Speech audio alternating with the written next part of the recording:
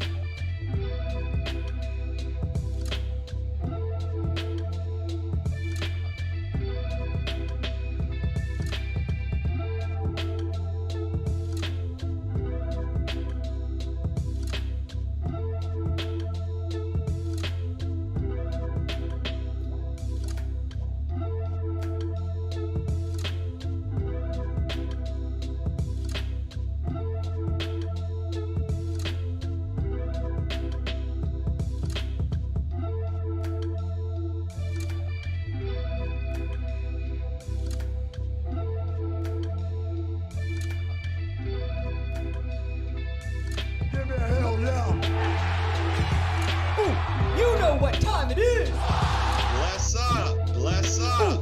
You know what time it is. Give me a hell yeah. Turn the fucking jets on. Turn the fucking jets on. Ah! Ah!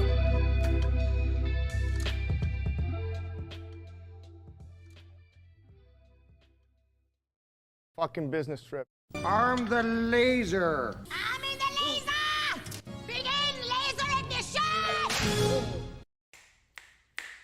Deuce and Mo, Deuce and Mo, Deuce and Mo. They tell you what they know. Deuce and Mo, Deuce and Mo, Deuce and Mo. The podcast that you know. Deuce and Mo. Deuce and Mo. Deuce and Mo.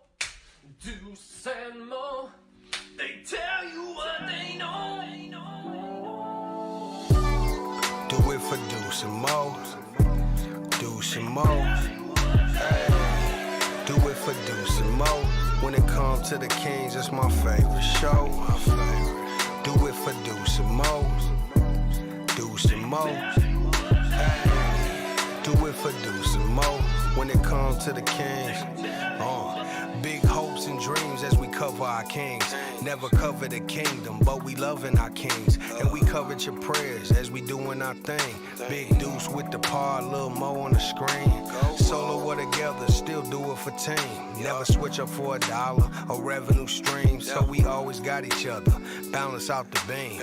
Deuce and Mo, and that's the end of the theme song. Do it for Deuce and Mo. We are Morgan Reagan. Yeah. It's a Friday night. The Kings went on the road and went on a 19-0 run to finish off the Cavs. How we doing? What up, Deuce? Hey, Morgan. Hello. I'm rooting for y'all. Thank you. Let's go, Kane. The beam is lit. And hold on. Let's get the, we gotta get the victory check.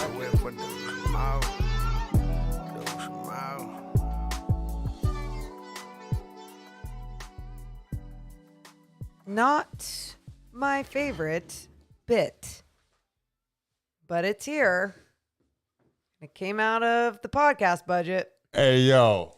Oh, how does that look tonight, Mo? All right. How long are you? Oh, good. Already taking it off? Yeah, just hey, it's a long year. You gotta save this battery with the way things are going right now. Yeah. Oh, I liked it. Gotta save I know it's gonna be raining tomorrow in Sac. I may go on a walk with this lit tomorrow night. I think that would ruin it. Nope. Okay. He doesn't know how that kind of material works. Oh, boy. First timer. How are we doing, everybody? Shout out to everyone being here late again. Yeah, we have a late night chat because we were in Stockton for a Stockton Kings game, but you know we go live after game. We've been doing this for our third season now. Of course we're going live after the game. Shout out to everyone here, including Caesar, who just donated $10 saying special day today. You ready for a special day? Yeah. He says, found out the wife is pregnant, kept with the Kings win. Love the podcast, guys. Light the beam. Give me a hell yeah.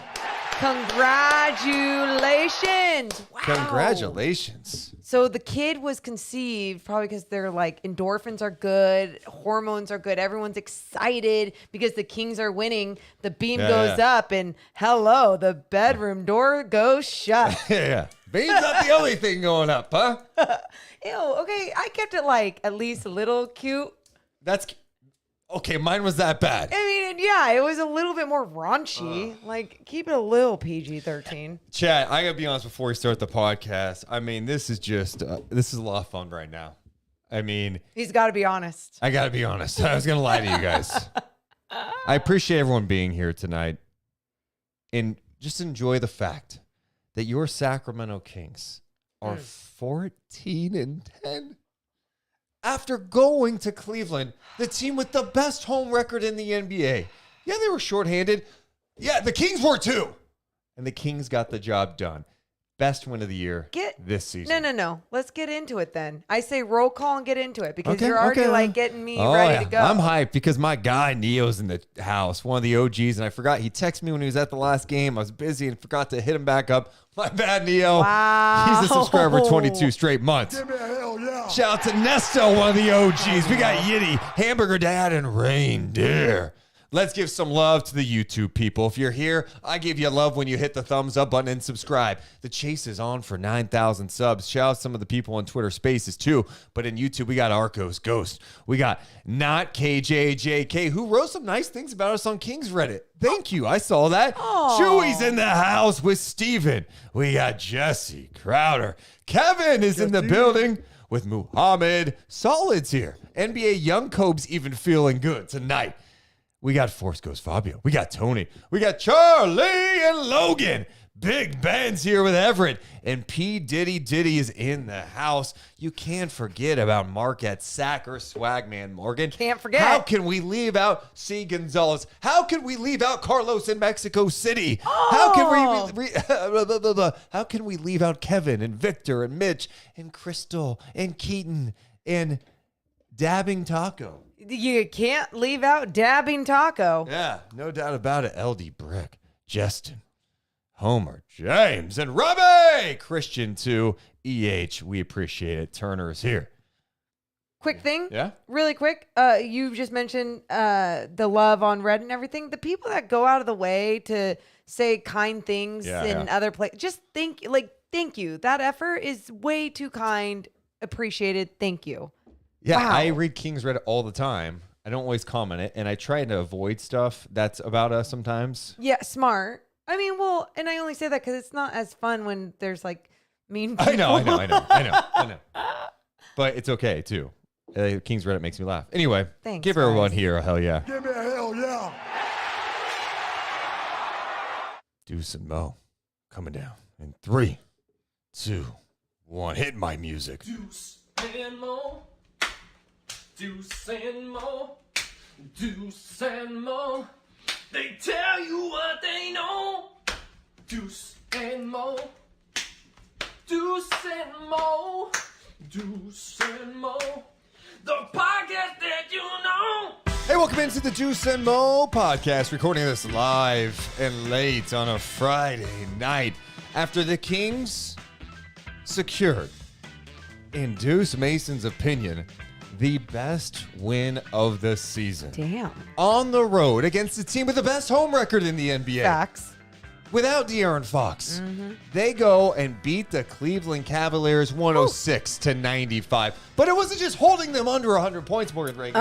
Wasn't just that. What was it? It was the fact that it was 95-87 Cavs, and the Kings closed the door on a 19-0 run, and they did it with defense.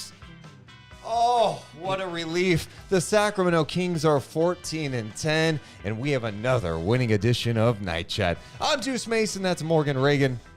How you doing, Mo, on this Friday night? You already know, Deuce. Just what a game. What a vibe. What a feeling that game gave me. I know. I try not to allow all these Sacramento Kings games to just dictate all of my emotions. But it does. But hell, when it's this good, take it away, baby.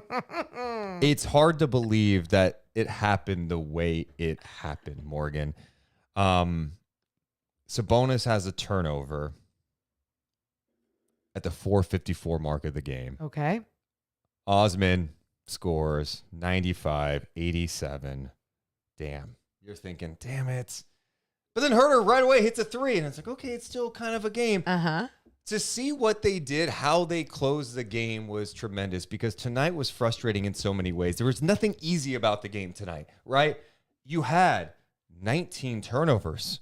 Morgan, they ended at the free throw line tonight 20 of 32. They missed 12 free throws.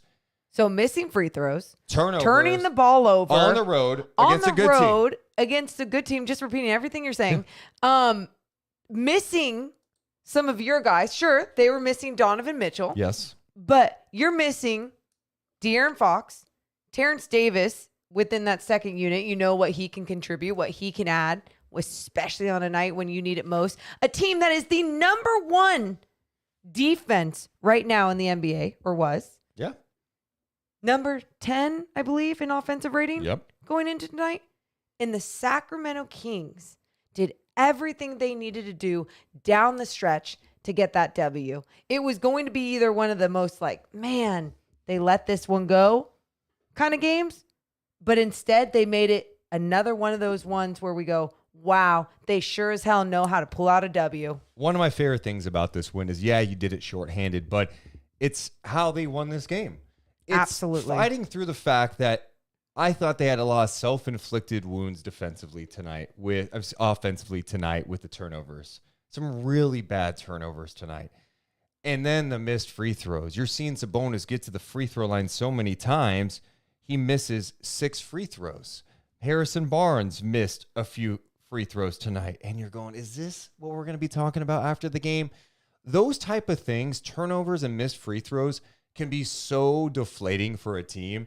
The fact that they could fight through that mentally and stay engaged defensively and win that game because of their defense tells you a lot about where this team is at and how that this team is actually good. Yeah, and it wasn't only that, Deuce. You had guys like, and I know we'll get to individuals, but like Matthew Dellavedova coming in early into this game and then seeing a lot of minutes, and then in that third quarter getting a big steal and going back down on the other end to get Malik Monk an open 3 in transition. And then you had obviously this Cavs defense doubling Domantas Sabonis and them still them figuring out a way to create even when he was getting that double thrown at him. And they figured it out. They made adjustments. And I think that's what makes it. Not only did they make adjustments, they fought through adversity. You talk about the deflating turnovers, the deflating missed free throws. It's just incredible how they kept making those adjustments. I have to stop you real fast because the chat is asking for it. The Kings did win. Arm the laser. I'm in the laser! Begin laser ignition! Fire the laser! It doesn't get old. Every time I try not to laugh after, just because I don't want that to be part of it. It doesn't get old. Ah. The beam is lit. Driving back from Stockton tonight for the NBA G League game. We got there so early so we could watch the entire Kings game, and the Kings game ended literally minutes before tip-off of the Stockton Kings game at 7. So anyway, driving back to Sacramento on I-5, getting to the downtown area and seeing that beam lit was a pretty nice sight. Yeah, no, and it's crazy that through all the fog and everything else that you could still see it. It's just an incredible beam. It's incredible what it does for this entire city. And I just love that it just hasn't ever seemed like a tacky bit or something you don't want. It literally brings an entire city together. Back to this game. We talk about fighting through the turnovers, fighting through the missed free throws, and playing defense down the stretch. You can't talk about this game without talking about a guy who is playing at an all-star level right now. And that's Domantas Sabonis. He started this game 1 of 6, getting double teams left and right, dealing with Allen and Mobley, but it did not deter him. He kept going. He was making sure to spray it out, trying to get it to the three-point shooters. Keegan Murray benefited a lot from that. But Sabonis tonight finishes, Morgan, with 18 points, 18 rebounds, 6 assists. He also had 3 steals and 2 blocks. He did it in 37 minutes. When you need a win and you're shorthanded, you look to your key guys. Domantas Sabonis is like, I'm playing like the best player on this team right now. And he brought it. The numbers were outstanding, but what he did defensively, what he's continued to do defensively. That's it. We've been talking about it for about 3 weeks on the podcast. People have been sleeping on this guy's defense this year. Ooh. He gets this rap that he's not a good defensive player because he's not blocking 3 shots a night. And he does have issues at times, but he is such a good rebounder. He is so good at being vertical. And tonight after the game, the Kings debuted their DPOG, Big Chain, Defensive Player of the Game, and gave it to Sabonis. What stood out to you tonight all around about Domantas Sabonis. Well, besides the photos of him wearing the chain, which were absolutely phenomenal, it just made me feel all the love that's in that locker room right now. You look at what he was doing on the floor. You talk about the way that he contests shots with his verticality, which I know you want to get to the verticality of this entire team, and we will, because it's now so noticeable, you guys. The amount of pride that they take in just keeping those arms up and staying vertical is just fantastic basketball on the defensive end. But then also Sabonis, the way that he knows how to move his hips, the way that he knows how to be a mobile big, be that big presence in the key on the defensive end. I'm not shocked because he is such a high IQ player. It just feels like he is paired up with the right type of coaches, the right basketball-minded coaches that are going to elevate his game and just take him to the next level. One of my favorite stats from tonight. Sabonis had 18 rebounds. Mobley and Allen combined for 15. Ooh. And a huge thing tonight for me was how were the Kings going to handle rebounding the ball? They out-rebounded Cleveland 38-36. They battled.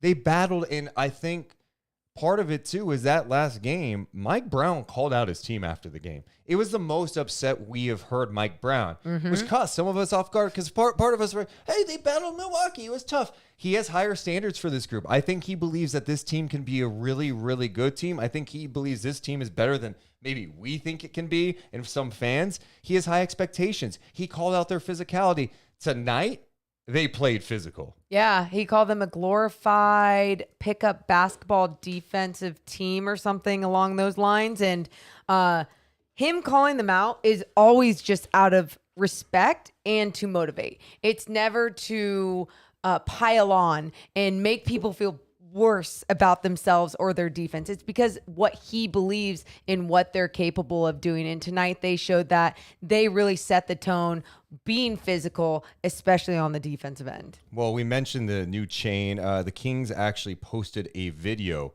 of that new chain, Morgan, that came out, of them actually giving it to Domantas Sabonis after the game. I'll show the video with the sound here. Aww. And we will play that right now. With the sound. Yeah, with the sound, Deuce. I hit unmute. I need you to know I hit unmute. Okay, let's try this again. Let's pretend like that happened. Okay. I play it with the sound right now. Hey, fucking Davion, you were great tonight. Deli, you were fucking great defensively tonight. We got something new. We got defensive player of the game, all right? I'm going to let Jordy hand it out because Jordy's the defensive coordinator. Where you at, Jordy? All right, Jordy. Come on right here, Jordy. All right, go ahead, Jordy. Hand this shit out right here, baby. 19 rebounds, 15 verticalities. Go, Mas. Here we go!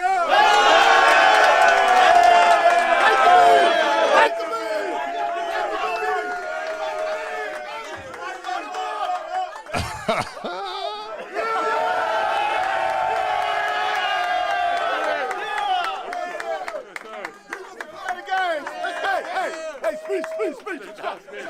Jordy, this is for you. Where's Jordy? Jordy, that's for you. Where'd he go? Hell of a job, man. Good job, y'all. Together on three. 1, 2, 3. Together. Okay. Kidding me. I had not seen that yet. I just got chills. I started to feel that. Davion, you're fucking great. Deli, you're fucking great. Give that shit to Sabonis. You guys. And hey, here's something that you just heard Jordy Fernandez, their assistant, say. What? 15 verticalities. Some of you at home go, what the hell made up stat is that?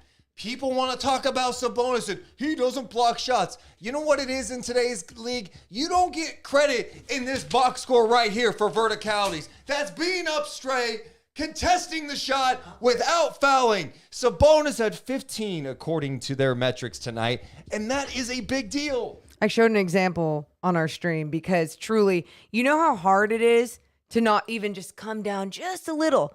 Many basketball players out there, if you've played at any level, you know how that is. It's hard. It's just an instinct to come down. When you stay disciplined and have the will to keep your arms up, you're sacrificing your face, your body, so many other things. And that's exactly what you're seeing these guys take so much pride in. And I never knew at this level how important that would be for an entire team to buy in to how important staying vertical is. Like, you always hear about it. You hear, it's a fundamental thing that people should do in every level of this game.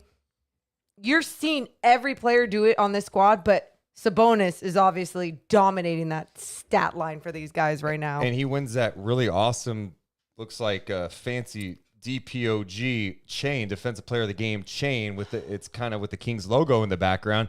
They're not the first NBA team to hand out the chain. The Cavs actually do something similar, like a junkyard dog chain. The Nuggets have something too. Actually, DeAndre Jordan won it last night. I saw Michael Malone give it to him after the game, after they won in Portland. But, those little things, I think those things matter, especially when you're trying to establish a culture. What did Mike Brown say when he first took over the team? He said many things, but one of the things that really stood out to me was talking about having a soul. Having an identity. I recall. They have that right now.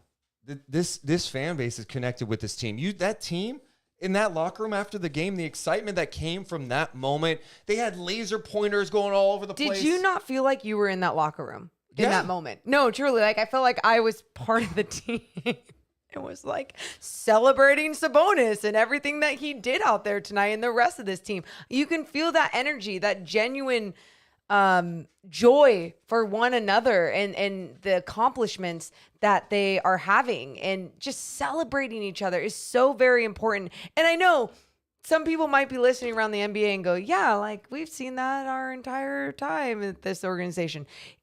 It hasn't been in Sacramento. Those small, little, very important things have not been here. And that's why we are celebrating every single thing that we are noticing with this team this season. I just think it's cool. It's really cool. It's a good thing. They get people engaged. And also, when you're trying to encourage this team to be a good defensive team, when they haven't been a good defensive team as a franchise in 16 years, having something like that is a cool thing. It's not just a chain for who was the best player tonight. It's Defensive Player of the Game chain that we hand out during wins, and you won it tonight, Sabonis. One other thing I want to bring up, I mentioned Sabonis with 18 points, 18 rebounds, 6 assists, 3 steals, 2 blocks. He just had 2 turnovers. Allen and Mobley combined for 27 points, 15 rebounds, 2 blocks, 5 turnovers, and an assist. Hey, and that's great to see, especially when we talk about what we lack here in Sacramento with bigs. And so many times whenever there's a loss against the Milwaukee Bucks the other night, the amount of tweets I got of people talking about, we need this, they need to trade for this, and this needs to happen. I mean, you got to understand there's just going to be nights that other teams are just better, championship caliber teams. But then there's also going to be nights you're going up against some really good bigs in this league, and you're capable of still dominating or accomplishing things that you are supposed to be doing out there. The next guy we got to talk about, unless you have someone else. Let's see if we're going to say the same person at the same time. Ready? Okay. On right. 3? Yeah. 1, 2, 3. Keegan Murray. Yeah. Thank you. Same page. Keegan Murray tonight. Okay. Another good game. His last 5 going into tonight, he was just under 15 points a game, efficient shooting tonight. He got it going from the start. 12 points early. He got into some foul trouble, some ticky-tack stuff, to be honest. Let's be real. Either way, the guy was really good. He had 18 points. He was 6 of 8, all of those from three-point land in the win. What did you see from Keegan Murray offensively and defensively? Well, let's start from the beginning of the game, the way that he came out, right? Hitting those corner threes, hitting those outside shots. It just looked so different than it has before. It looked like the Keegan we saw in preseason, in Summer League. Just that confident shot, didn't give a shit about anyone else, anything else, what was going on, the outside noise, and was just knocking those down the way that he knew he could. And they needed those shots because especially we talked about the way that they were doubling Sabonis early on, the defense collapsing. Okay, how else can we make sure to score in this game, especially if we aren't going to get every single paint touch that we need to get? We need to knock down those open shots. Keegan set that tone early with this squad. And he hit a huge one with 1:22 to go. Davion found him. He hit a 3 to make it 101-95 with 1:22 to go.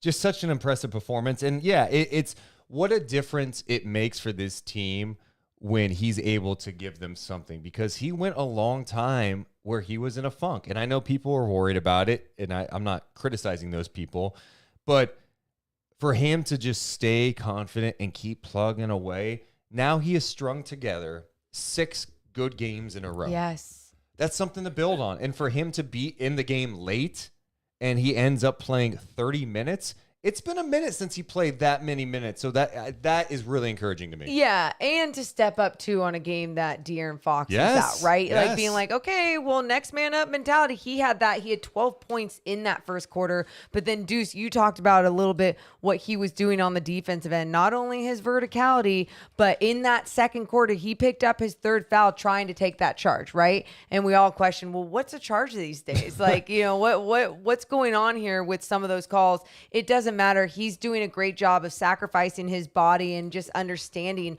what it's going to take. And he's doing everything he needs to do defensively right now. And I just appreciate, again, another high IQ player on that end of the floor. Shout out to everyone watching us live. Over 600 people watching us live right now, hours after the Kings win. Hours. Thank you. And we're here hanging out, talking about what we saw tonight. The biggest thing you could do in the chat is make sure to hit the thumbs up button, sure, but also subscribe. It doesn't cost you a thing to subscribe to the channel. All it does, hitting the thumbs up and subscribing, is help our channel grow. We are closing in on 9,000 subs. We'll be at 10 before you know it. But let's get to 9,000 subs by the end of the weekend. I think we can do it. Whoa, really? Oh, yeah. Okay, let's do it. I've been tracking the numbers. There's a path. There's a path to make it. Thank you, John King. Thank you very much. Also, I put a poll question in the chat. Morgan? Of course you did. How do you feel after this win for the Beam team? Better than ever? It's different.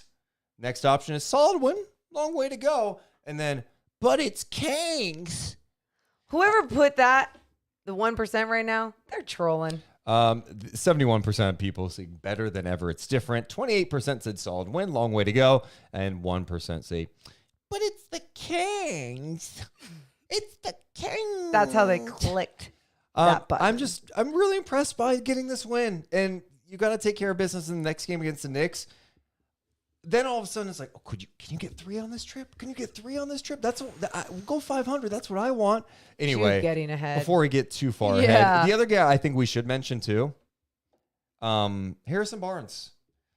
I think it's pretty simple. When Harrison Barnes has played well this year, the Kings usually win.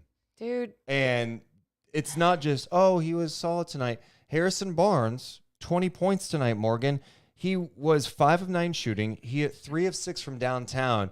And I know he missed some free throws. He ends up still 7 of 10. Yeah. And again, I felt like late, there were times where the Kings just needed a bucket. They gave HB the ball. He was aggressive with taking it to the hoop and drawing a foul. That's it. It's his ability to be aggressive in big moments and not chaotic either, because sometimes that can come into play. We saw times tonight. I was ready if this team had lost, talking about all the stagnant moments on the offensive end, all the ISO moments on the offensive end, all the times that they weren't getting the paint touches that they needed to get the offense moving. And those are frustrating at times, but then there's so many other times where they can rely on Harrison Barnes to just be that guy, be under control, be aggressive, get to the rack, get to the free throw line. And we've seen it before, especially with him. It's not easy when you start missing some free throws. He picked it back up, finished off his free throw strong. I was just so happy with another solid performance from Harrison Barnes. Some people wanted him gone after the start of the year. And he's been very important. I should bring up his game log for a second. Also, there was a comment I have to read in the chat, so do not let me forget, Morgan. Oh, is it right there, though? Yeah, okay. I have it saved. Got it. Thank God. You're going to enjoy it. Oh, no. Let's see here. So when Harrison Barnes... I mean, he's really strung together some nice games. I mean, really, but when he scores like 16 or more, the Kings are in a good spot. I'm seeing 1, 2, 3, 4, 5, 6, 7, 8, 9. So they have 10 wins when he scores 16 or more. Wow, you did that so quick too. Rough math. I could be off a little bit. Just know they win a lot more than they lose. And it makes sense. It makes sense. Just exactly what we said. Because when he's scoring like that, he's doing so many other things that defenses have to pay attention to. He becomes that much more of a threat, which opens up other things for other guys. From the chat, Mike. Okay. I love Deuce. Okay. But. No, Mike. No. But. He needs some makeup, like some foundation. These cameras are high res. It's like a TV studio. Mo looks great. Well, I've got some TV makeup on, and I put it on for any time I'm on TV. Deuce only puts on TV makeup for NBC. Look. Oh. Or why don't you are beautiful, no matter what they say. I don't Words give a can't shit what bring you down. say. Or no, it's a kind song. No, I don't care. Okay. I just don't care. I know you don't care, but also, you guys, we shouldn't be talking about anyone's looks. We're talking about sports right now. I mean, I don't think I look bad tonight. Would makeup help? I'm sure makeup helps. I love that you're breaking this down. Would makeup help? Would it help? Of course it would help. You think my skin is this smooth with these lights and a 4K camera? Hell no. Hell no. I mean, I got pretty nice skin. Your pores are honestly, they have shrunk, so they look a lot better. I think Thank you've you. been using your skincare Thank a you. lot more consistently. Appreciate it. That was funny though, Mike. You made me laugh. Okay, so the Kings are 14-10, Morgan. 14-10. Yeah. That's pretty good. That's pretty fun. So I know it's early. I'm not asking you for predictions. Oh no, but No, you no, no, no, are. You hate making predictions. You did make a vision board. That's some very nice things. Your vision board. It's a Not- vision. It was more like Not a putting it out there. Yeah. Now that we're 24 games into the season. Game 25 coming up Sunday against the Knicks. Are you feeling differently? Have your expectations raised a bit for them? Yes. Now? Like, are you more going, yeah, this team should be good now, or where are you at with them? No, because you weren't necessarily a believer. You were the person. You were like so annoying. No, hear me out. What does a believer mean? Yeah. You were not a playoff believer. No. And that's fun. I'm not criticizing that. You were like, maybe playing, but you were more so about Mike Brown needs to establish a culture. Mm-hmm. It's not about winning or losing for me. You just want to see signs it's headed in the right direction. It was game by game for me exactly what I was going to see. And that was, are they playing competitively all the way through? Not only are they doing that, they're playing almost competitively all the way through every single possession on both ends of the floor. You know, I was expecting so many more games where I'd be like, that was a disappointed loss, or man, that was a fluky win. Haven't had many of those. I think still the most disappointing loss would be that game against the Boston Celtics, only because I really believe that they still had a way to fight and keep it close, right? But truly, this team and my expectations, they've raised the bar now this many games in. And when I say they raised the bar, I still think like my expectations again against a team like the Milwaukee Bucks was even less than what they showed me.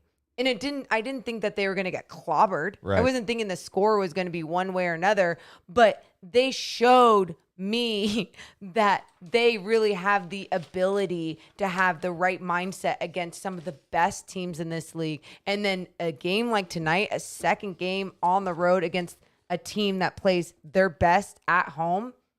Like you're getting a different lesson each game. They really haven't had a clunker yet. You know what I mean? There hasn't been that game where you're like there's definitely games on this trip you look at, like the Knicks game. I'm not acting like that's an easy game whatsoever, but I'm like, they should win that game. The Pistons game, they should win that game. But they haven't had that game where it's like, man, they shot 30%, they just lost, and they just played like garbage, right? They've been in every game. One thing I want to offer about the standings right now, because the Kings are 14-10 right now, the 10th best. What am I saying? 14-10. They're the 5th seed right now in the Western Conference. Mm-hmm. I want to offer a couple of numbers though. So they are 8-4 at home this season. Okay. Perspective. They're already halfway to what they won last year at home. No. They were 16-25 at home last year. Oh, it was so depressing. So they're 8-4 right now. They were 16-25 at home the entire year. On the road, Morgan, the Kings are at 500 after tonight's win. They're 6-6. Wow. Last year, they won 14 road games. They were 14-27. So All those numbers are depressing. I mean, to be 500 on the road, you're going to take that. And a lot of those losses at home came early in the season when they had that 0-4 start. But that's the thing. It's not just about, hey, being 500 on the road, you're going to take that. It's how they're doing shit on the road. It's how they're dominating at home. You guys, it's how they're playing basketball now. I think that's why, we were talking on the way back. We were doing our pre-podcast on the way back. We should have just gone live driving home, to be honest. I know. I think right now, if the Kings were 24 games, and it was like, man, they're just hot shooting all the time. They're shooting their way out of games sometimes. We'd obviously still be excited at 14-10. But there's something about how they're playing right now that just feels more sustainable, right? It's not like, hey, this team's off to a crazy hot start shooting. It's like, no, they can shoot, but they're also capable of winning in different ways right now. Because there's ways for teams to create a scheme or a style or whatever it is to come in and take away shooting from a team, right? Like that's something that can be adjusted from a good team to take away a team's identity. But what the Kings' identity is, it's not just shooting. It's how they get into their motion offense is unpredictable at times, right? Yeah. Whether it's Sabonis pushing it up, whether it's your point guard in Fox or Davion pushing it up. And being unpredictable really throws teams off. So it's not like, hey, this guy's just going to shoot well, or this guy's just going to shoot well, or Domas is going to dominate in the paint or just pass that shit around. No, it's a little bit of everything, keeping teams on their toes, being unpredictable, and that's also what's making this team so fun. I know I'm throwing a lot of numbers at you guys today, but this is what I like to do to just offer some more perspective based on what we've seen, right? We've told you about some of the home road records. That's encouraging. We've been keeping an eye on defensive rating, right? Can Sacramento climb to be a respectable defensive team? I like to shrink things down. Sometimes I like seeing 5-game sample size, 10 and 15. Last 5 games, the Kings are 5th in defensive rating. Whew. Last 10 games, you know where the Kings are at? No. 5th. Wow. You know where the Kings are at in the last 15 games? Don't do it. Oh. 5th. Morgan. The last 15 games, the Kings are 5th in defensive rating? That's a big sample size. That's not a joke. No, That's not a joke. This is real stuff, Morgan. That's what I think that's really hard for people to believe. And defensive ratings, offensive ratings. No. What? I did the same thing again. Remember when I messed up that one time? Messed I was up? clicking. You even did this. You did this. I know. I know. You did all that drama for no reason just to screw shit up again? What was Dude, what did I hit? Come on, man. All right. Guys, everyone in the chat, real fast. hate I'm when going it to show does you my this. screen. And I was doing this on the fly. And, people have turnovers. The Kings had 19 of them today. Deuce had one here. And it happened early. Okay, we're going to do this together so we can watch this together. Okay. All right, last five. The Kings are 5th. Are 5th. I was right. Okay, you're right last about 5 games, the Kings are 5th. Now do. All right, we're going to go. You want to go last 10? Yeah. All right, last 10. The Kings are 5th. Okay, now All right. go 15. Okay, now, this is where I messed up. All right, this is where the turnover came. Yeah. Last 15. Don't get cute with it. They're 10th. Okay. 10th. All right. That's still good. That's great. I'll still it's take great. it. I still messed this whole thing But up. 5th was Yeah. I was I know, my I know. stomach, I was I know. getting butterflies. I know. I was like, oh my God, what's happening? And no, Doug says Deuce is too high. I'm not high at all. I wish I could use that as an excuse. Like, hey, I popped a little Eddie. I'm feeling good right now. No, Eddie was popped. Anyway, last 5 games, 5th. Last 10, 5th. Oh, God. Right? Yeah. Last 15, 10th. Yeah. That's still really encouraging, right? It's encouraging. Right? Makes me feel good. Yeah. Hey, that was a turnover. But no, truly though, Deuce, you look at those numbers. Yes. It's the same thing that whenever we look at the Western Conference standings and we go, I know it's too early, but it's still exciting to see.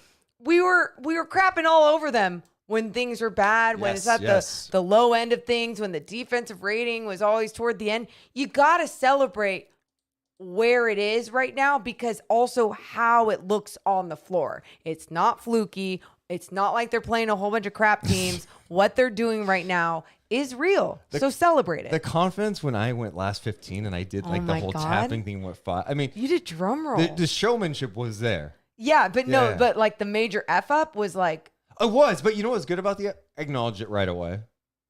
Oh, trying to make yourself You guys want to hear another F up reel? Actually, it happened on the Stockton broadcast tonight. This was great. All right. So we're calling the Stockton Kings Oklahoma City Blue. By the way, OKC Thunder, we can't come up with a better name than, hey, what do we name our G League team? Be nice. You know, what are our colors? Orange? No, let's call them the Blue. What? Proceed. That's all we got? That's all they got. Anyway, Ousmane Dieng, their rookie, is really talented. The 11th pick of the draft. He played the last couple of games, looked really good. He had a breakaway jam, and I'm like, Ousmane Dieng for 3. And right away, we just start laughing on the broadcast. What? I'm like, and you're like, for a jam. What did I just say? Yeah, and then they showed the replay, and I went, Ousmane Dieng with the jam. Oh yeah, we got to redo it. He did have a couple of. I said he does have a couple of threes. Yeah, that was bad. It was so bad, but it was just one of those fun, very much of a blooper moment for broadcasters, especially for Deuce Mason. 2 turnovers. Going back to the defense because I messed that whole thing up, but the growth you're seeing defensively. What's been like the biggest change you've seen defensively from this team? I mean, I know we could point out the little things, like we could be like, oh, well, the verticality, because you're seeing it happen possession after possession, right? But I think what that verticality really leads to, like the bigger picture of what has changed, is the discipline on the defensive end, that they are willing to stay vertical and do that so consistently, and to consistently talk to one another, to consistently be up in guys and be in passing lanes. Like, it's just all on one string, but everyone's buy-in is absolutely incredible. And I know I already talked about it, but even Delly's steal in that third quarter, like, just every guy wants to make sure they're setting the tone. Every guy wants to take their defensive game to another level, which brings the team's defense to another level. We should talk about that guy you just mentioned and Davion Mitchell. Mitchell, who got the start tonight, and last year when he started, he was putting up some big numbers, end of season, whatever. But the cool thing about Davion is he's still bringing it defensively. He gets in the guys, and he's one of the guys that sets the tone. You talk about the communication. It is also the extra efforts. It's also just trying to keep your man in front of you, making him more uncomfortable, making life a little more challenging. And I thought the Kings did a hell of a job tonight on Darius Garland. I didn't feel like Garland got anything easy. He ends up 7 of 17. He did have 19 points. He had 6 assists, but he also had 6 turnovers. The Kings as a team had 11 steals, including 3 from Sabonis, Herter, and Dellavedova. So Davion did his thing. Then Dellavedova, who hasn't been playing, but the steady veteran, nearly 16 minutes tonight. He had some nice defensive plays on Garland. And Garland beat him a few times because Darius Garland's an all-star level player. He made the team last year. But I thought Delly did a hell of a job to come in there and give them something tonight. He was denying him. You know how annoying that is when you're getting denied by the energy guy? It's the worst thing in the world. It can be so deflating at times. And that's exactly what Delly was doing to Garland. And Garland was trying to make sure he could get some sort of switch at times to hunt out Kevin Herter or whoever else he wanted to hunt out, so he wouldn't have the annoying guys on him. And that's when you're playing some good defense from the guards, Davion Mitchell and Matthew Dellavedova as well. But for Delly to come in early on in this game and actually perform, we've seen Mike Brown put in some of his guys early, and then it's like, if they don't do what they need to do, okay, we tried you out. Wasn't good. We got to stick to our game plan. But Delly saw more minutes because he was really making an impact. He did what he needed to do, right? Be a pest out there. Be physical. Be kind of annoying. He got into him. He got into Garland. Garland was frustrated with him a couple of times. Yeah. No, it's so annoying, and I love it so much. These are the times when I love having that type of player on the squad. We're going to hear from Mike Brown in a second because I want to hear some of his post-game press conference from the win over Cleveland. But we should mention that tonight's Night Chat is presented by a New York Times bestselling author, someone whose new book, thanks to probably you guys and so many others, is on the Amazon charts. It was at what? What was the peak? Dude. Fifth? Was that fifth? No, it was second. It was second on the Amazon charts. Second. It's called Such a Beautiful Family. And you're thinking, oh, is this a nice book to read to the kids before bed? No, it's not. No. Buckle up, because if you read a T.R. Reagan book, it's a thriller. They're dark, they're twisted, but they're awesome to read. I encourage you to go check out her latest book, Such a Beautiful Family. At T.R. Reagan, Morgan's mom does a hell of a job, self-published author who hit it big after years and years of being turned down. But she said, you know what? I don't care if you're blocking my shot. I'm going back up strong because I'm I'm going to jam it on your head like I'm Demonis Sabonis. That's literally what she did. She's such an inspiration, and especially for us who are trying to obviously keep living out our dream and trying to keep growing a small business with this podcast. It's like we saw someone like her who just get turned down, and said, F all of you, I'm going to do it on my own. That's exactly what she's doing, but she's doing it at such a high level. She doesn't even know how she does it sometimes. She's like, oh my gosh, this one's back on the Amazon charts and it's number 2. How did this happen? And I'm like, I don't know, Mom. Maybe you're actually really good at writing. A lot of people like reading your shit. So that's what's going on with TR Reagan. And if you guys want to check out her stuff, make sure you go to trreagan.com or you can search TR Reagan on Amazon. Appreciate everyone's support. The Deuce and Mo podcast, but that's not all tonight. We should mention this tonight. We have merch, but Morgan decided, I'm in the giving mood. So if you go to deuceandmo.com, you see a promo code at the top. This is through the new year. We're doing Holiday 20 at checkout. You get 20% off. That's Holiday 20 at checkout for 20% off all of our merch. We got Night Chat logos, new logos, the Deuce and Mo NWO style, the Tower Records version, the OG. We got stickers, crew necks, zip-ups. We got it all over at deuceandmo.com. Click on merch and use promo code HOLIDAY20 at checkout for 20% off. I'm going there. Yeah, you're welcome. I mean, I already have bought way too much stuff, but more. I need more crew necks. We should hear some Mike Brown from tonight. I'm curious to hear what he had to say about the Kings' win over the Cavs. And Morgan, were you also surprised to see how many like F-bombs and stuff that Mike Brown drops post game? No. It's like he is my spirit animal. Also, shout out Kings. Like, this is the content fans want. Yes. Fans want real, genuine stuff. For so long, pro teams would just put out fluff about their teams. Like, hey, this is this cool. And it's not some of the stuff you have to do. It's like community stuff. It's cool. But people want real behind-the-scenes stuff. I want to hear Mike Brown dropping F-bombs. Thank you. I want to see real emotion. And they're doing that, so that was a huge credit to them. Anyway, let's hear from Mike Brown post-game. I tell you what, that was a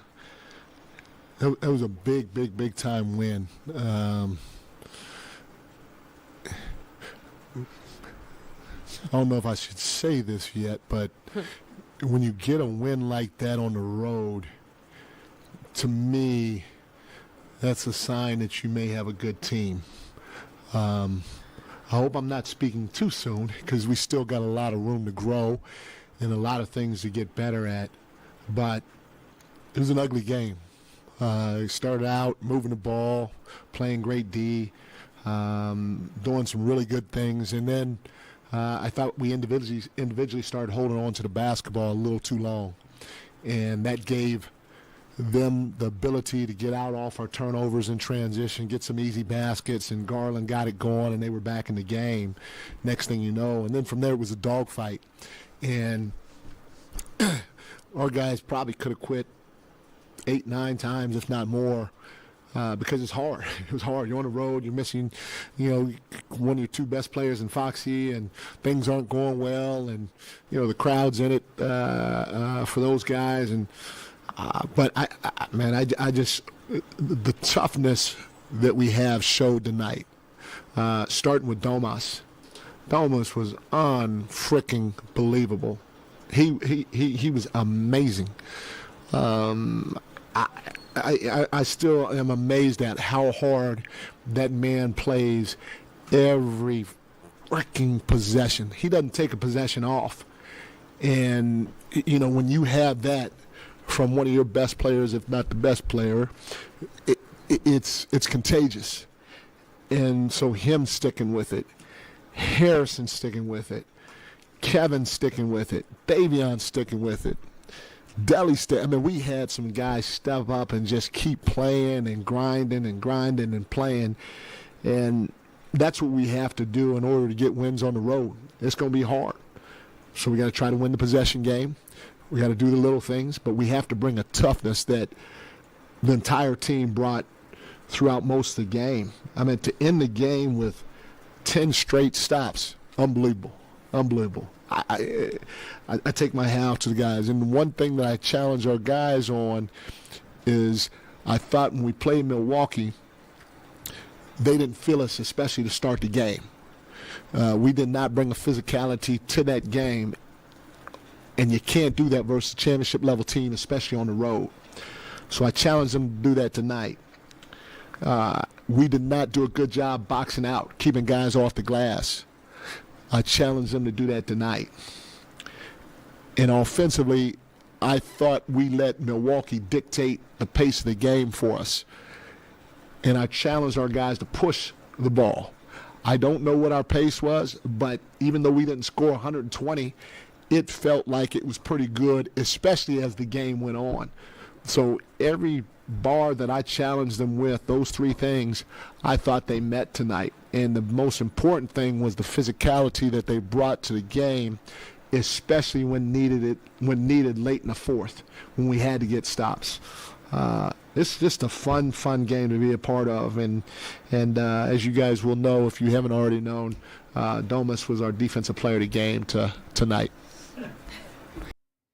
Wow. Pause for a second to react to that. One, that was a 3-minute, 44-second opening statement from Mike Brown, who was beyond proud of what he saw in the response from his team. It's something we were mentioning last night, Chaz, like, how are they going to respond after they called him out? If he was calling him out like this to the media, you know what he was saying behind the scenes. But what do you think of what he said at first? The beginning, he goes, these are the type of wins, and I'm not trying to speak too soon, where you go, we are a good team. I love it because Deuce, how many times do I, as a person, I try to hold back and not speak too soon on something because I want to believe it's a good team, but no, what you're seeing and the wins that you're seeing, and especially a win like tonight and the response after a loss against Milwaukee, that is what is starting to define this as a good team. And it's funny because I would have thought that Mike Brown could call that out sooner, and for him to feel confident in saying that tonight really makes me feel like, yeah, we're all witnessing a good team right now in Sacramento. Good team in the making, at the very least. They're playing good. At the very least, yes. They're playing good basketball right now. They are a team. They're playing good team defense, and guys could be missing. Guys who may be out of the rotation at times can come in and step in. Dova's barely played. Yeah. When was the last time we saw Delly in a game with meaningful minutes? Like, what, the Boston game? He came in for a second? Maybe. I don't even know. The other thing he mentioned was the pace. He said he didn't know what it was. It felt better. Thanks to our guy, Will Z, who does amazing stats on social media. You should definitely check out Will Z stats on Twitter. He said the pace of the total game was 96.5. The pace of the first quarter, 102. Pace of the last 6 minutes, 106.52. That's a pretty telling stat. So, yeah, he's exactly right there. And, it's interesting to hear Mike Brown from post-Milwaukee compared to post-Cleveland. Big difference. Yeah, let's hear more from Mike Brown. He got a little bling-bling. Yes. Yeah, first question, Kings bling. Tell us about that. Is that new? It's new. Yes. Vivek's a billionaire, and so we're trying to spend some of his money without him knowing. It's real? Yes. V, it's gonna cost you, baby. It's gonna cost you. Can I get a good look at that thing before we go? You got to ask Jordy. Jordy's our defensive coordinator. It's his puppy.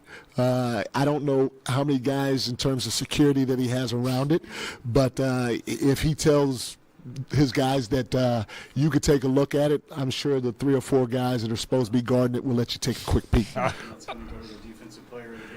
It went to the defensive player of the game, who was Domus. We had a lot of guys. It could have been Deli. It could have been Davion Mitchell.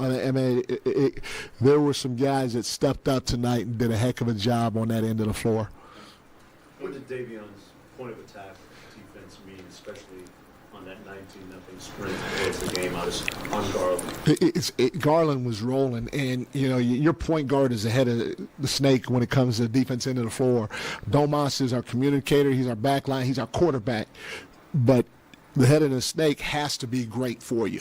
And Davion, he wasn't feeling well tonight, and we almost took him out. I don't know if you remember, we sent Deli to the scorer's table because Davion he felt a little lightheaded. And so we were going to get him out, but he wanted to stay, and he showed his toughness, and he did a heck of a job down the stretch when we needed him to because of the way that Garland was rolling. One more, Mike. Yeah. You talked about challenging the team to come out with physicality and making Cleveland feel you early. Yeah. You call a timeout like 70 seconds into the game. Yeah. Was that part of the correction? Yes. Yeah, I thought we didn't do a good job. I think they got a transition bucket, and they got another bucket just too easy. And that was one of the things that I harped on from the Milwaukee game is don't let these cats just come in the game and play nilly-willy, free. Because if they do, they're going to get a rhythm. And when an NBA team gets a rhythm, it's a wrap. And our guys responded, and it was great because we were playing well offensively. We responded defensively. There was just a little stretch during that game where the ball wasn't popping, ball wasn't moving. And when we held on it a little too long, our spacing wasn't good neither, and that gave them the ability to get out and run on us.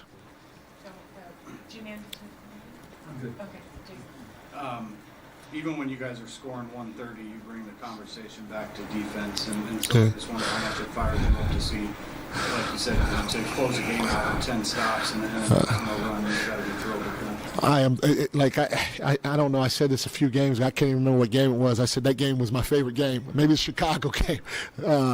This is my favorite game. Because again, if we want to be good, we have the ability to score.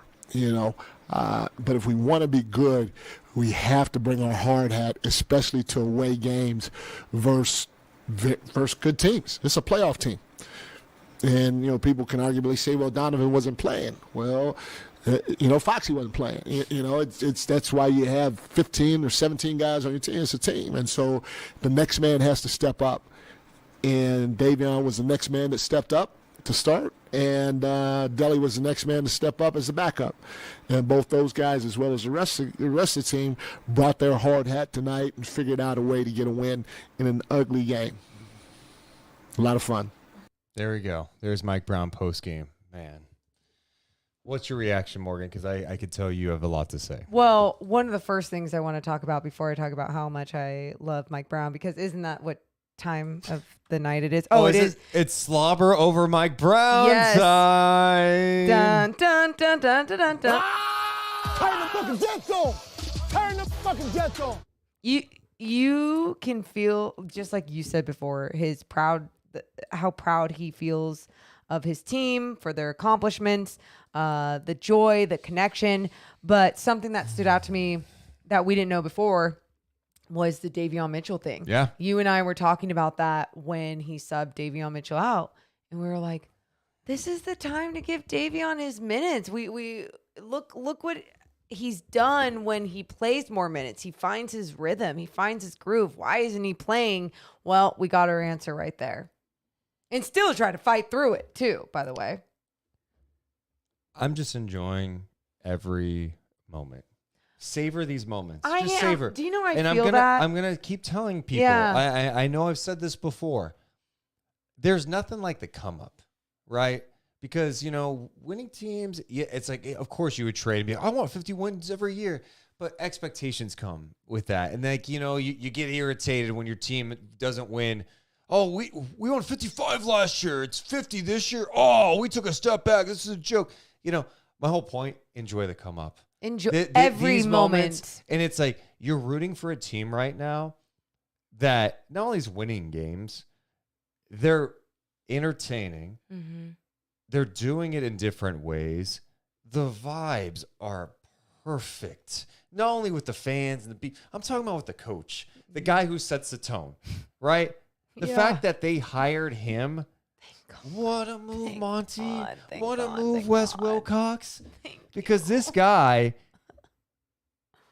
has shown you he belonged in the NBA. And the Kings may have pulled off one of the greatest thefts in a long time to hire Mike Brown as their head coach. He is changing the culture. He is absolutely changing the identity. He was talking about the soul and how you need to have a soul within an organization. He has brought a soul to Sacramento. And what's great too is that he probably wouldn't have been the guy years ago.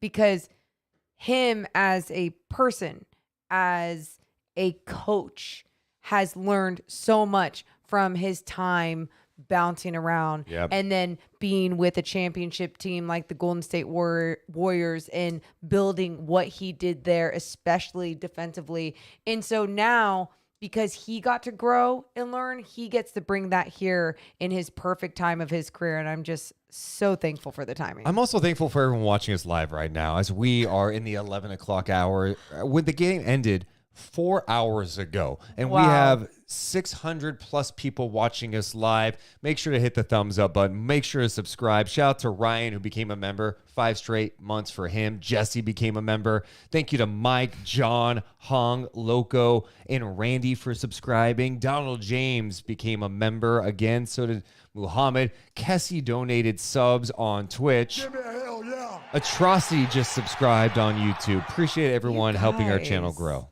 Thank you. No, it just every time we talk about appreciating like the come up for the Sacramento Kings and everything. Every single night chat, every single one. It doesn't matter if it was 2 years ago when we started and we had 30 people live, or to now on a Friday night at 11 o'clock with over 600 people live.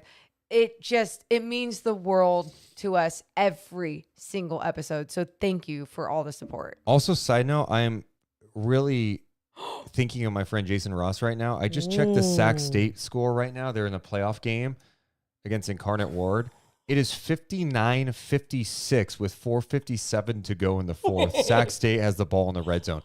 My whole point to that, 59-56? Is he calling a basketball game or a football game? Oh my God, that's insane. Wait. Insane. Anyway, we'll keep our eye on that. Hey, what is up, Christian? Hello, how you guys doing? Good. We are good, man. What's on your mind? I just want to highlight 2 plays in the fourth quarter that made me think this team is good. This team, not just they can win a game, they can win every game in front of them. One was Sabonis on a 3-on-1 in the post, just putting people in the weight room and getting an and one. Yep. And then the last one was Keegan Murray, simply cold-blooded three-pointer to put them up by 6. And he's looking at the bench like, it's nothing. Yeah. No, you're right. And Sabonis, by the way, again, hit in the face 3 times, I think, tonight. He leads the NBA. I think he set an NBA record tonight. 765 times he's been hit in the face this season. It's crazy the amount that some of these bigs get abused. I'm watching Jokic the other night. He looked like someone took a knife to his arm. There's scratches all over his body. Embiid gets beat up. Sabonis gets beat up. And Sabonis kept battling. And what I loved about tonight is it's not easy going up against this Cavs defense with Allen and Mobley down there, but he kept fighting. He got to the free throw line. I know he missed some tonight too. The guy was a beast. He did an absolutely stellar job playing like an all-star. No, of course. And to be fair, it's tough to play defense every single possession in the NBA. And that 19-0 run, they played defense every single possession. There was no missed assignment. There was no lapse in coverage. They played like they needed to win this game. And that is something that you can't say Kings did every year for the last 16 years. They played like they needed to win this game, and that's something I appreciate. And it's great that you mentioned that too, because Mike Brown was talking about that. He was talking about those 10 defensive possessions and just it being all stops and playing all the way through. And you're right that we haven't seen that, and now we're seeing that with this team on such a consistent, competitive, fun level. I mean, we deserve it as basketball fans to watch it, but man, this team just makes it that much more fun. Absolutely. I'll let this one last statement, let you guys go, get to other people, but light the beam, bring on the Knicks. Let's get to the playoffs. Oh, appreciate that. I love that, Christian. Thanks so much Thanks, for checking Christian. in. And honestly, You guys have a great night. You too, man. The reality is, if they play defense the way they've been playing defense over the last 15 games, which is 10th in the NBA, 10th, not 5th, 10th, they're going to make the playoffs. They keep playing like this, they're going to make the playoffs. Yeah. So that's big time stuff. I do want to highlight this. Shout out to one of our loyal podcast listeners, Ben, for letting me know about this. This was on Bally Sports Cleveland post game. Austin Carr was talking about the defense that was played on Darius Garland. Had a tough time playing without Donovan, and that's a lot of points to miss from your offense. And you could just tell they just couldn't find anybody else other to go to than Garland. Garland was the one that got him back in the ball game when he got hot there in that first half. But at the same time, once they kind of took him out of the game, nobody else could stand up to the pressure. And the one thing the Kings showed us tonight, while they're different than they have been in the past, they played defense tonight. In that last 5 minutes, they were pretty solid. Damn right, man. And they were pretty solid. Hell yeah, they were. They were really solid. Yes, they were. 8 hours. We're expected to see as much. Okay. Deuce and Mo, what's up? Okay. What is Nick, going? turn down their TV, huh? What's up? Mike whatever your name is, Nick. You just make an entrance. Why did I call you Mike? Why did I call him Mike? I don't know. You're having turnovers, Nick. Oh, wait. What Nick. is okay? The phone is way too close to your face, and you have stuff all in your teeth. Wait, what'd you eat tonight? What did you pizza? What is in your? What did you eat, Nick? Answer the question. Pasta. I don't understand how you get pasta that much in your teeth. Like, how is that possible? But I do want to say that I did enjoy the Kings win. Why not win today? Yeah, why not? Why not? What do you think of the defense? The defense felt pretty good, and I do have to say, why not light the beam? Why not light the beam? Totally makes sense. What do you think about Domantas Sabonis getting that big old chain after the game? It felt pretty. Yeah, it felt pretty good. Nick, people are trying to sleep and you're talking loud. You just got in trouble. You just got in trouble. Yeah. Did your mom just yell at you? No, Jonathan, my roommate. Oh. You tell Jonathan that you are on night chat with Deuce and Mo. Yeah. Is he all right? Wait, are you okay? Yeah, I'm okay. I'm fine. Do me and Morgan need to rough up Jonathan a little bit? Let us know. We'll do anything for you. I'll drop the people's elbow right on his ass. We're good. He closed the door. Oh, good. Did he know you're on night chat? He didn't know. Okay. Okay. All right. Well, Yeah. So, but I do have to say that the Kings did win, and I'm excited for the win. Why not go to New York and beat the Knicks? Why not, Nick? Why not go to New York on Sunday? All right. And Mo, are you going to be in San Francisco on Sunday? No, I'm not going to be in talked about We already this. talked about this. Nick, hey, are you going to sleep well tonight? Yeah, I am. I am. Yes, And I you do have to are. say, my great aunt's funeral is on Wednesday. I know. This is the third time And in a we're- row you've mentioned that. And we're really sorry. Are you trying to take away from my grandma's death? Oh. Are you trying to take away from my grandma's death? Because I'm offended right now. No. No, but I know tomorrow it's supposed to be raining tomorrow. Okay, now Okay. you are Yeah, small you're- talking us yeah, to death. this is Nick, you. go to bed. Go to bed. Sleep dreams. Sleep dreams. Hey! Why not win on Sunday? Why not? Sleep Sleep That dreams. game is a 3:00 game on Sunday. Sleep Sleep dreams. dreams. Go to Nick. bed. Go to bed. Oh. He's getting in trouble by his roommates tonight. People are trying to sleep. I think you. Oh my god. There you go. My goodness, Nick. Oh, sweet Nick. His roommate was not happy with him. Also, I failed to mention Matthew, by the way, who donated $50. Oh, with the cute little emoji thing. Thanks, Oh Matthew. my god, so funny, Nick. I felt so Sac bad. State scored. They're up 63-59 with a minute 43 to go. Jason Ross has got to be losing his mind right now. All right, let's go check in with Jamie. What's up, Jamie? Welcome in to Night Chat, Jamie. Hi, Deuce. Hi, Morgan. What's up, Jamie? What's up, guys? Did you have fun watching the game tonight? Yeah, I only watched the fourth quarter though because I had a school dance tonight. Ooh, how'd the dance go? I'm gonna be honest with you, it was low key very boring. Ooh, Oh. Why was it low key very boring?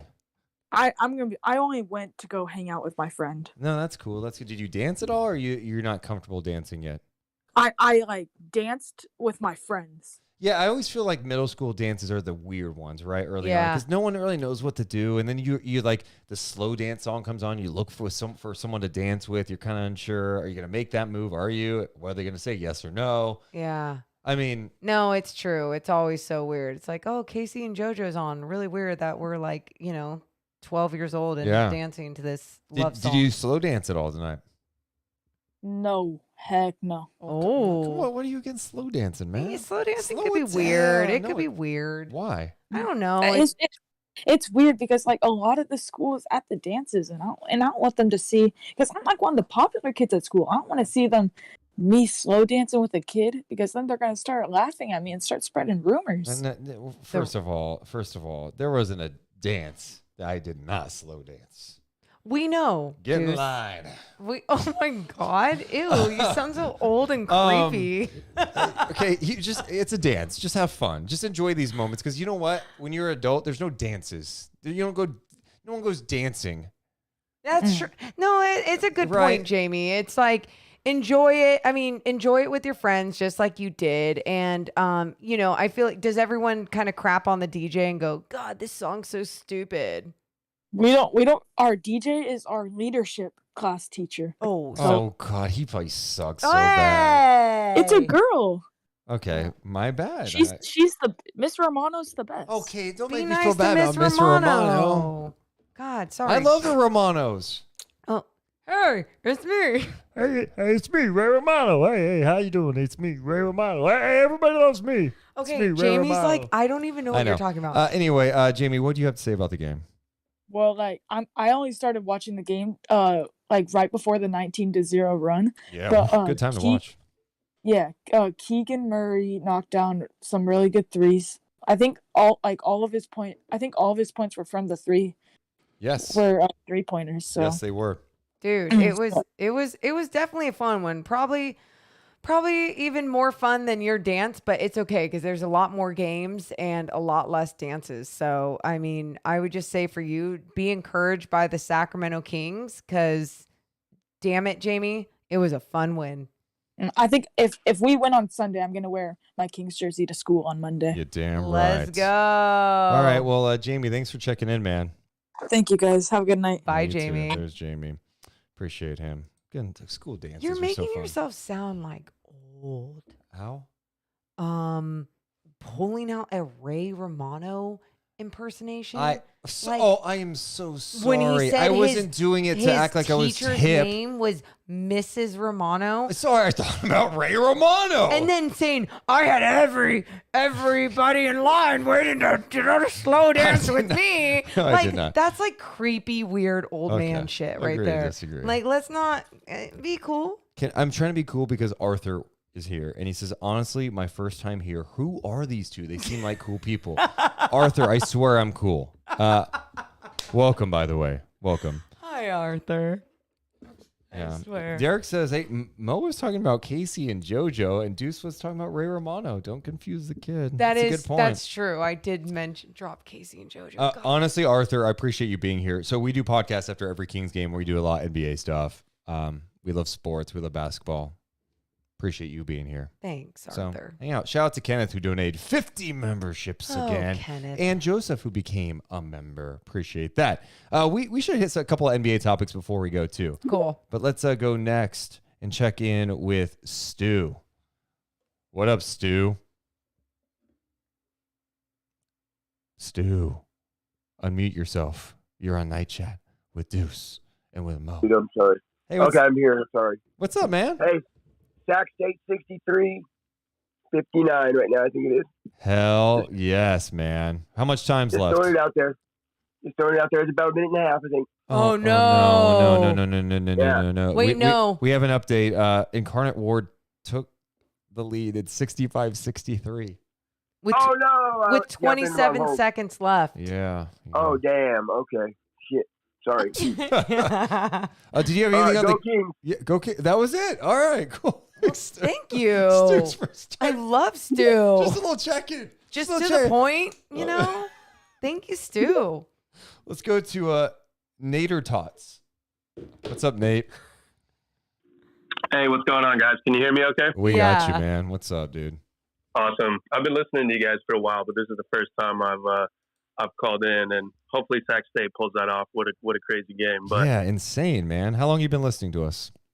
man, let's see. It's since the preseason. I actually ran into Morgan. I've only been to one game this year. It was the Nets game, and I ran into Morgan with a couple friends, and I was like, "Oh, what's up?" You know, feeling like we're friends, even though she has no idea who I am. But yeah. Nah, I enjoy listening to you guys, and I really don't even have anything in particular I want to say. I just kind of want to inject a little positivity and excitement into the chat on a night like this. I'm 31. I'm 31 for reference, so I remember all these terrible years. Yeah. And just like you guys have said, to finally be at a season where you feel like you could beat any team, regardless who it is, it's just so exciting. And to see the reception of the fans and how everyone is going. I mean, there's so much buzz. I'm from Woodland. So a lot of my friends I grew up with are Kings fans, and man, just what a long time coming. And I just remember for years past, I would look in the schedule and be like, oh God, this team, that's a loss. This team, that's a loss. If we're lucky, this is a win. And for the first time in so long and over a decade, you just like, we could be anyone. It just depends if we're going to come and show up. So no, you're so right. That feeling alone, like just feeling hope and confidence going into each game every night, it brings a different sort of excitement when you're going to watch a game with the Kings on a Tuesday night against Orlando or whoever the hell it is, right? It's just like, you don't know what you're going to get. If you're just going to get a dominating win, if you're going to get a good competitive win, or you're going to see something new that you didn't know about this team. I'm totally with you. Yeah, it's like you finally feel like, we're obviously not going to win every game, but just having that confidence that we can finally. And, of course, I just got to give love to Monty McNair for building this. He's, of course, has to get an extension. And then just what an incredible job. I know it's early. I'm not trying to, crown us or anything. We have a long ways to go. But what a phenomenal job Mike Brown's done. Just the energy he brings, the voice he brings. You just know everyone's buying in. And I just don't think we've had that in a while. So just really exciting times and to be a Kings fan, Dude, no doubt about it. Thanks for checking in, Nate.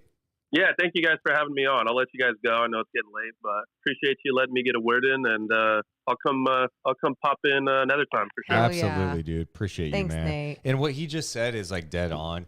That now we're to the point of the year with how the Kings have played, where you feel like they can win any game. Mm-hmm.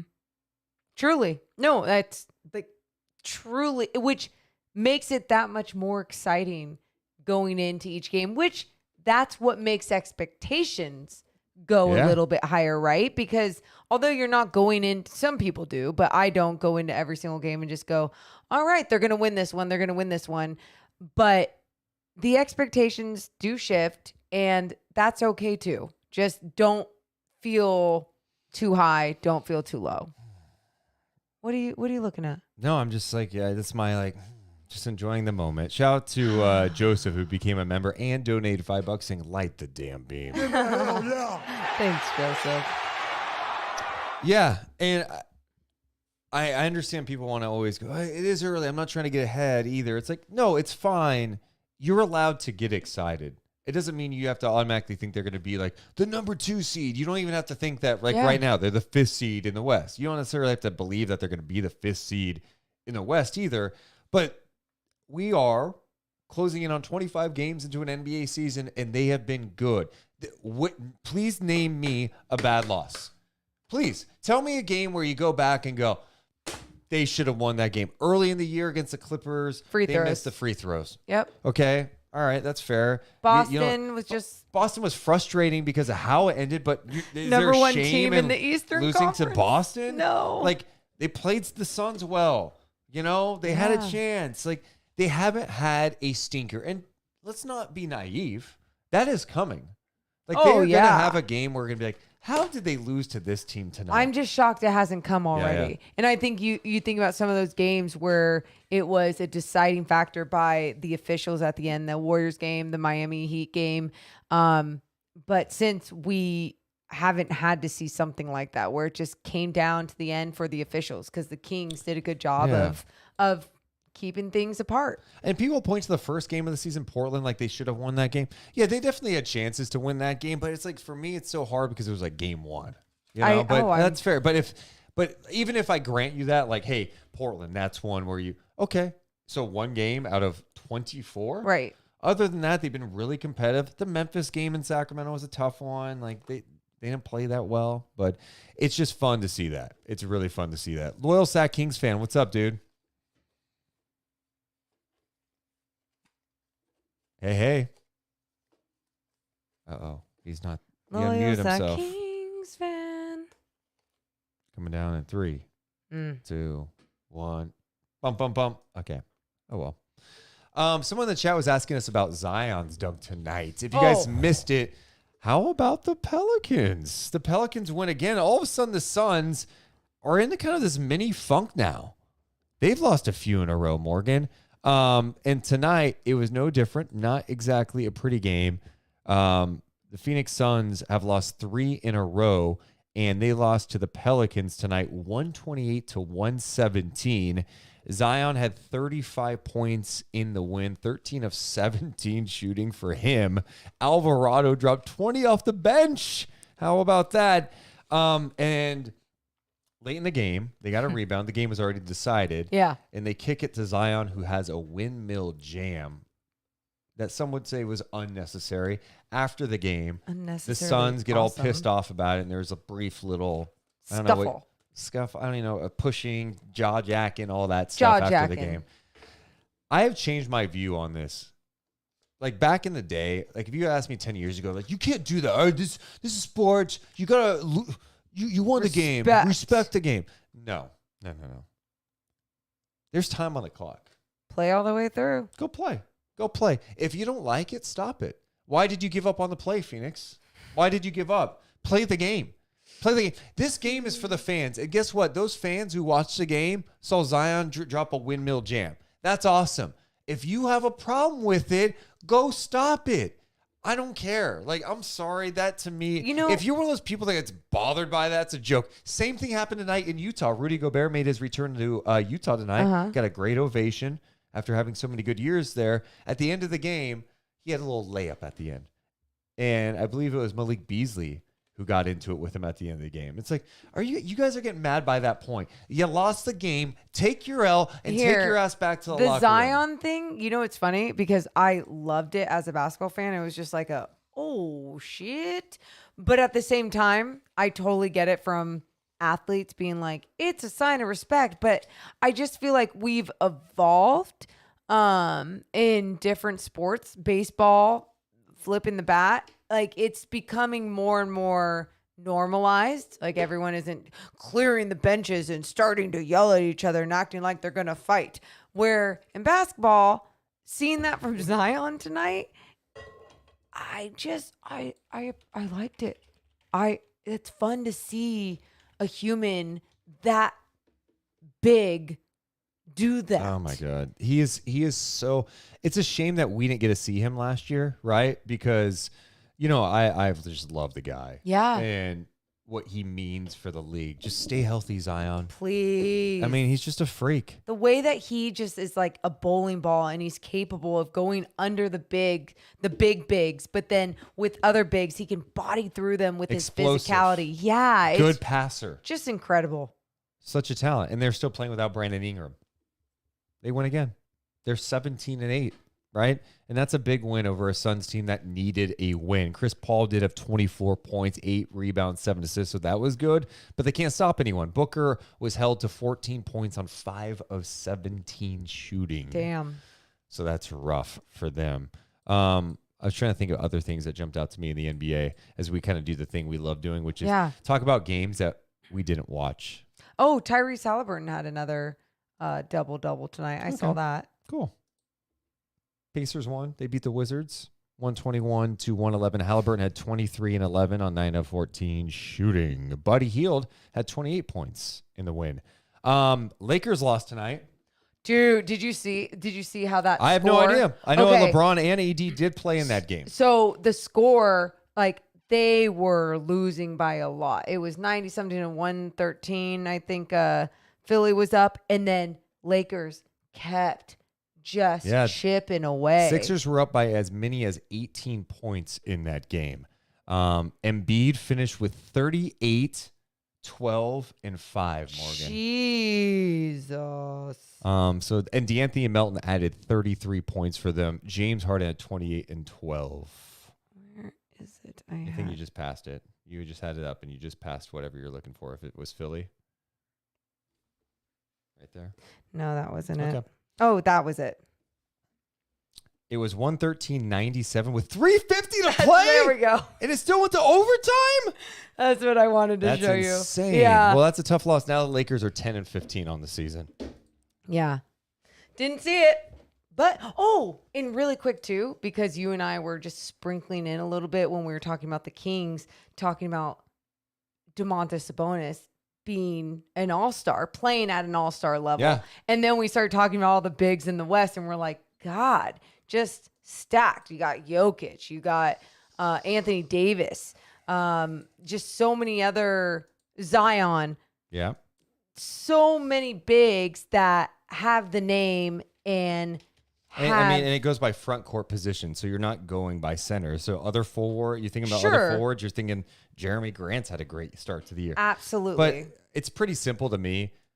If the Kings are above 500, they're going to have an all-star this year. Well, they're going they to. should. And Sabonis has played like one. There's no doubt about it. Zero doubt in my mind that he should be an all-star. Like, if the all-star game was today and he wasn't on the team, that would be shocking to me. I don't know. Is that weird to say? No, I think with the way that he's playing and the way that the Sacramento Kings have taken a step, I mean, you're beating some of the better teams in the NBA. Like, you're not the laughing stock anymore. That narrative has got to change. Ooh. 5 seconds left in that Sac State game. 66-63, man. Final. It's final. Oh. Wow. Just so you guys know, and I know there's people listening to this later going, okay, you guys are going over the Sac State football game. Look, Sac State had a hell of a year. They were 12-0, a home playoff game against Incarnate World. They lost 66-63. The fourth quarter scoring was 29-28. In the fourth quarter, what a 29-28. fun game to call for Jason Ross. Dude, are you kidding me? You want to talk about some team stats? Total offense tonight for Sac State, 738 yards to 579. Oh, and you lost. Troy Taylor, their head coach, could be headed to Stanford, too, which is pretty insane. Yeah. Wow. So that was their first loss of the season, too. Yeah. They were 12-0. That's sad. That's sad. Damn. Stingers up, baby. Really Stingers sad. up. Kings take on the Knicks coming up next. Yeah. A Knicks team that the last couple of games, it's kind of been all right. After I was watching their game, I think it was last week against Dallas. I'm like, dude, they're up. They're playing Dallas well. They had a terrible third quarter against Dallas where they were outscored big time in that game. It was, I want to look at that third quarter because it was so bad. Okay, let's see here. Yeah, they were outscored in the third quarter against Dallas 41-15. They ended up losing 121-100. Since that time, the Knicks have won 3 in a row. They beat Cleveland 92-80. Wow. 92-81. Held them to 81 points. Wow. And then Atlanta, they beat them 113-89. Held them to 89 points. And then Charlotte, 121-102 tonight. Now, Charlotte's a bad team, but they have won 3 in a row. And we talked to Davion Mitchell over the summertime, and we were asking about like difficult players to guard. Someone he mentioned was someone that is on the Knicks, Morgan Reagan, the one, the only Jalen Brunson. I don't like guarding.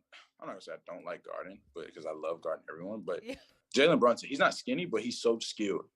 He can bump you and like he's just probably like the hardest person I've guarded. Wow, Really? just a quick first step, huh? Like I'm never gonna speed him up though. I'm probably him and Donovan. Donovan Mitchell is definitely hard to guard too. I'm not gonna lie. I'm talking about for Jalen Brunson, like someone that's underrated like that, but like he's still up there. Like it's guarding him. Like I really look forward to guarding him every night, but I know like, man, I can't, you know what I'm saying? I can't mess up, like, cause he's gonna see it, he's gonna expose it, he's gonna score the ball. You know what I'm saying? And so it's like, I love guarding him. I really don't like. There's Davion Mitchell. That's a nice little breakdown from Davion. I love. Forgot about that. That's also how he says his. That's why I love guarding him. Yeah. It's just like he appreciates the challenges. Love it. Let's we have one person waiting. We got to get to that person. Wine Historian. Oh. We talked to Wine Historian before, I believe, right? Hello, Wine Historian. I recognize that name from Discord. How you guys doing? Can you hear me? Oh man, it sounds so crappy. A little muffly. A little muffled, dude. What's that? Let me come back and try to fix it. Right. Our last one of the night, we're like, let's go there. Let's see. PK says, who is scared of the Knicks? I don't think you should be scared of them. I'm just saying don't like take it lightly either. You know what I mean? Look what they've been doing defensively against some decent it's a teams. 3:00 game. Weird things happen. We just went over like the Kings are, you don't want to have a stinker. I mean, I definitely think the Kings are a better team, but we'll see. Loyal Sac Kings fan claims to be back. What's up, Loyal Sac Kings fan? Can you hear me now, guys? Yeah, we got you, man. What'd you see tonight? Well, actually, funny story. I also had a dance tonight. What? Wait, there's all these dances. And you guys... how'd it go, man? Well, I was watching the Kings game on my phone basically the whole time, but it was still fun. Man, I don't blame you for watching the Kings game. I'll give you that. I just think you got to enjoy these moments, man, because you're going to grow up and be like, man, I wasn't. Are you going to, though? No, you know what, though? I'm going to tell you guys story time with Deuce. So when the Kings were really good, it was early high school. I was a freshman in high school. The Kings were in a playoff game. I think it was a playoff game. Either way, the Kings were in a game. And my girlfriend at the time had a dance recital. Oh no. You think I want to watch a dance recital, Loyal Sac Kings fan? No, I don't think you want to watch a dance. No, but I did because I was a great boyfriend. I was there to support. But you know who had a little radio with headphones? What a great boyfriend. I listened to the Kings game during the dance recital. I'm not missing that. So then you can't get mad at Loyal Sac. No, that's what I'm Kings saying. fan. I relate to him. I get it. Yeah, I would have done the same thing though. Yeah. So you enjoyed a little bit of the dance, but a lot of the game then? Yeah, basically. What was your favorite part about the game? The comeback, the 19-0 run? Yeah, because I thought we came out with intensity. Like, we wanted to win this game today. And that's something that's just so different about this team. Yeah. True. I love that, man. I just love how they're playing. And it's fun to see them playing in that fashion down the stretch. It wasn't like, oh, they just hit a whole bunch of threes and got hot late. It's like, no, we got 10 straight stops. And then we got buckets on the other end. We had Keegan knocking down threes. Herter making shots. Sabonis coming up big. Let's go. The defense was there, and it just made me so hyped. It was just so good. Yeah. So you didn't dance at all? I mean, I danced a little bit, but Yeah. not a lot. Only during timeouts. What was the Yeah, song? What was the song at the dance that got like everyone like Ooh. fired up, ready to go? Honestly, none of them. There's not one What? song that was like everyone, hey, let's go. No, not really. What? Okay, wait. Did you slow dance? Is that what your friends do? No, they didn't even put a slow dance song on. Whoa. Okay, that's interesting. I know. I don't know what is wrong with these dances these days. They're dumb. All right. Well, I'm glad you had fun to your dance. Okay. Yeah. All right. We'll talk to you soon, man. All right. See You guys have a good night. You too, man. Can I just say one thing I love about Night Chat? What's one thing that you love by Nacha? We have the most random people in the chat.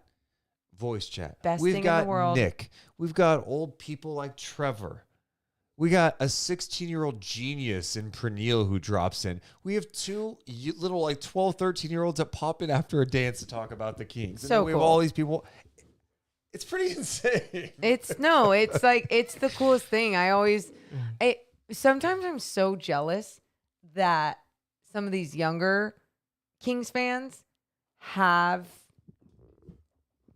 the access to so much more. Oh, I guess, but you know what, Morgan? What? Dude, I was like Pernille. No, I know. I was listening to 1140, calling in, listening all the time, listening at You know night. what's I was funny? obsessed with it. And I was on like kingstalk.com on forums. I just didn't know about it as like a little Yeah. girl. You know, you don't talk about sports 24/7 as like a young woman in your groups. Like with my basketball teammates though, Deuce, really quick, we definitely all wrote notes to each other, teammates, all the time. Can't wait for practice. God, I'm going to do this today at practice. Oh my God. Practice is going to be so fun. Like that was how we talked, but I wish I obviously had more of a Kings community too. I was obsessed, obviously. Yeah. Pretty funny. Some people mentioning the random people who call in, including Willard, Sabonis' trainer. Oh my God. Yes. Yeah. Ivan, I think. Yeah. PK says, Deuce and Mo, please talk about how insane this fan base is. I mean, it's insane. It's pretty cool. We've said a lot. It's pretty damn insane. This team's been bad for a long time, and people are still fired up, ready to go. And I'm glad, even though it's early, that people are feeling this type of way about a team. There's a connection. The players are fun. They play without Fox tonight. And I know they play without Donovan Mitchell, but they play without Fox tonight. We haven't talked about Fox. I don't know how we're like an hour and a half in and we haven't really touched on that. That's really bad of us. I know why. Because you and I recorded something about Fox. And we put it on our YouTube channel. So yeah, Fox obviously did not play today. And after last game, we're like, God, there's something going on here. Well, he told Jason Anderson from the B that he was dealing with some foot issue that happened going way back November 5th to Orlando. He had an MRI. There's a bone, or I don't know if it's a bone bruise or there's a bruise on the foot. There's a bruise. Either way, he's been battling through something, and his numbers have dipped. It was 16 points a game, 38% shooting, 28% from three over this 7-game stretch. Doesn't have the same pop, right? He's not doing the same things. I'm so glad that they had him sit for this game. And I would probably sit him for the next game too, and I might get greedy and sit him for the Philly game. Whew. No, because that Philly game is the first night of a back-to-back too. Yeah. I think you have to be careful with this. You know, if you're going to have a great year, Fox needs to be on his A game. He does. And he clearly hasn't been able to perform to the level we saw early in the season. So get him right. Get him healthy. A lot of his game relies on, obviously, his athletic ability, his physical play, where he is health-wise. And we've talked about how he's definitely taken a leap in different categories skill-wise as well, which is taken his entire game to another level. So that's all great. But, yeah, this team is him as an individual just so much better if his body is as healthy as it can be. And if you can do that by resting him for a little bit, then do it now. Yeah.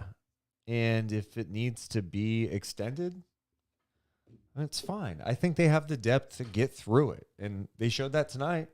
Yeah, Right? they did. And They showed I it to- mean, they had the adversity of now we know Davion was feeling lightheaded. Kevin Herter had the shoulder thing, came in and out. Terrence Davis wasn't playing.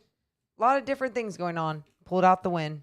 Well, we're going to be back live again on Sunday night. We'll be on sooner after the game this time around. Yes. So typical time, which is usually like an hour 15 after the game. Yep. So Kings-Knicks tip off at 3 p.m.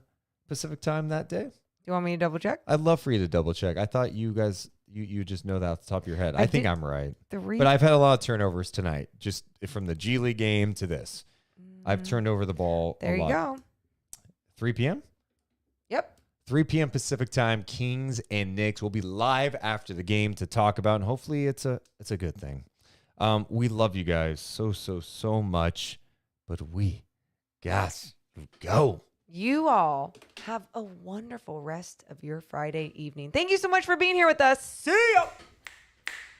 Deuce and Mo, Deuce and Mo, Deuce and Mo.